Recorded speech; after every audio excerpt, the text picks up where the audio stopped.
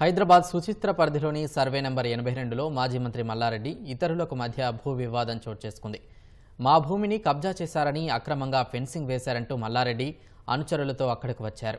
ఫెన్సింగ్ను కూల్చాలంటూ అనుచరులకు చెప్పడంతో ఉద్రిక్తత నెలకొంది.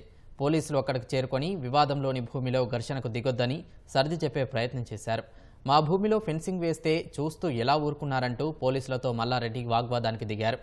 పోలీసుల ముందే మల్లారెడ్డి అనుచరులు ఫెన్సింగ్ను కూల్చివేశారు. భూమి మాదేనంటూ ఘటనాస్థలికి మరో 15 మంది వచ్చారు. కోర్టు కూడా తమకు అనుకూలంగా తీర్పు ఇచ్చిందంటూ వారు వాదించారు. స్థలంపై కోర్టు ఆర్డర్ ఉన్నందున సామరస్యంగా పరిష్కరించుకోవాలని పోలీసులు సూచించారు. కాంగ్రెస్ అధికారంలోకి రాగానే భూమిని కబ్జా చేసేందుకు ప్రయత్నిస్తున్నారని మల్లారెడ్డి ఆరోపించారు.